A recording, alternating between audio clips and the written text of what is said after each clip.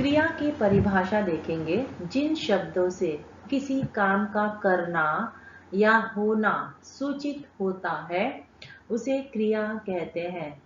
मतलब जिस शब्दों से किसी काम का करना, हम कोई कार्य करते हैं या करने के भाव प्रकट होते हैं तो उसे हम क्रिया कहते हैं। जैसे उदाहरण दिया है, पिताजी पैसे जमा कर रहे हैं। पैसे जमा करना, जमा करना यह क्रिया है। सोना, उठना, बैठना, जागना, खेलना, दौड़ना, ये सब क्या है? क्रियाएं हैं। उसी प्रकार दूसरा वाक्य देखेंगे, वह मेरा पत्थर लेकर भाग रहा है। वह पत्थर को लेकर के भागने की क्रिया कर रहा है, तो ये भी क्या हो जाएगा? क्रिया है। तो इस तरह से क्रिया को अब हम कितने प्रकार में है वह जानेंगे अगले स्लाइड में।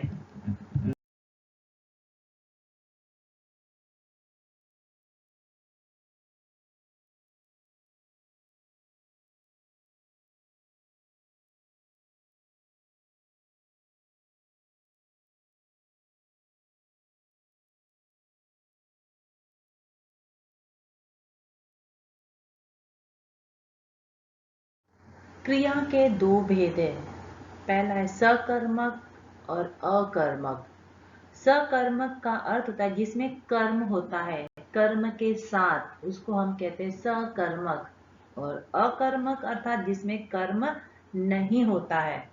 तो इस तरह से क्रिया को दो भागों में बांटा गया है, सकर्मक और अकर्मक। हम आगे वही देखने वाले हैं, सकर्मक की परिभाषा और उसके उदाहरण, अकर्मक की परिभाषा और उसके उदाहरण।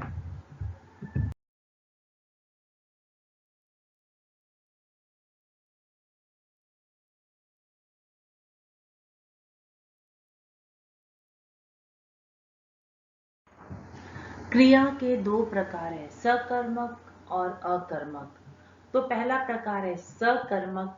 तो हम सकर्मक के बारे में यहाँ पर जानकारी प्राप्त करेंगे, जिसकी परिभाषा है, जिन क्रियाओं के व्यापार या कार्य का फल कर्ता से होकर किसी दूसरी वस्तु पर पड़ता है उन्हें सकर्मक क्रिया कहते हैं। इस वाक्य में देखेंगे, उसने साइकिल खरीदी। सीमा दिया जलाती है। माँ भगवान के पांव छूती है।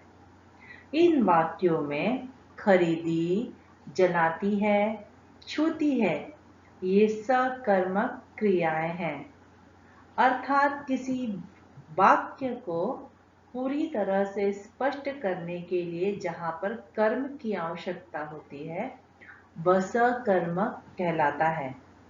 अब हमें कैसे पता चलेगा कि यह वाक्य सकर्मक का प्रकार है? तो हम देखेंगे संज्ञा और क्रिया। संज्ञा क्या है इसमें संज्ञा तो पहले वाक्य में संज्ञा नहीं दिया, उसने दिया, सर्वनाम है। सर्वनाम या क्रिया, इस वाक्य में क्रिया क्या? खरीदी, खरीदने का जो कार्य होता है तो हम उसे कहते हैं क्रिया। तो सर्वनाम दिया है और क्रिया दिया है, तो हम क्या करेंगे? क्रिया से क्या, इस शब्द से प्रश्न पूछेंगे।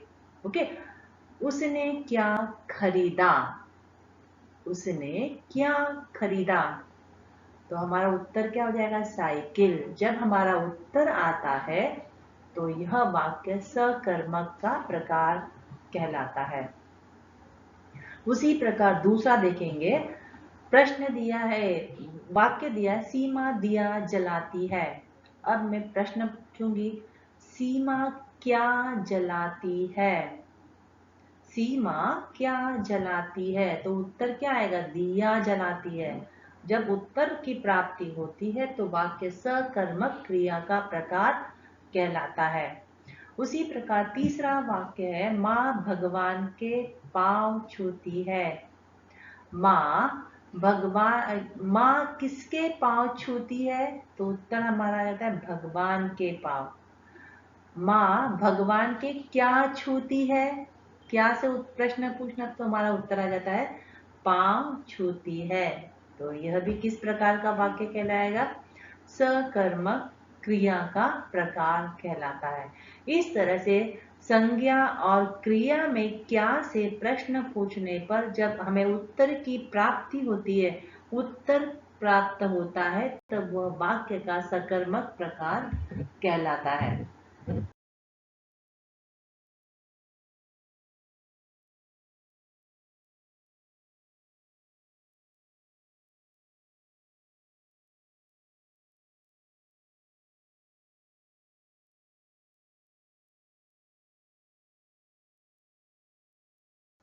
क्रिया का दूसरा प्रकार है अकर्मक क्रिया, अर्थात जिन वाक्य में कर्म होता ही नहीं तो उसे हम कहते हैं अकर्मक क्रिया। इसकी परिभाषा देखेंगे, जिन क्रियाओं का के व्यापार का फल केवल कर्ता पर पड़ता है उन्हें अकर्मक क्रिया कहते हैं। हम पहले उदाहरण देखेंगे। पिताजी विदेश गए। अब कर्ता क्या है इसमें? जो कार्य को करता है, कार्य को करने वाला, वह कर्ता कहलाता है। ने विदेश जाने की क्रिया किसने की है? पिताजी ने की है। तो पिताजी इस वाक्य में क्या कहलाएंगे? कर्ता कहलाएंगे। अब यहाँ पर देखेंगे, हम प्रश्न पूछेंगे, पिताजी विदेश गए। पिताजी क्या गए?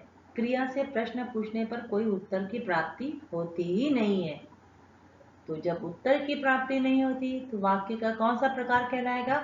अकर्मक क्रिया। उसी प्रकार दूसरा वाक्य देखेंगे, मैं निधि के साथ खेल सकती हूँ। मैं निधि के साथ क्या सकती हूँ? हम प्रश्न में प्रश्न पूछते तो हमारा उत्तर हमें प्राप्त होता ही नहीं है, तो यह भी अकर्मक क्रिया का प्रकार है। तीसरा है, गुरुजी उधर से निकले। गुरुजी क्या निकले? प्रश्न पूछेंगे तो यहाँ पे भी उत्तर की प्राप्ति नहीं होती है, तो यह भी जो क्रिया का कौन सा प्रकार कहलाएगा? अकर्मक क्रिया का प्रकार है।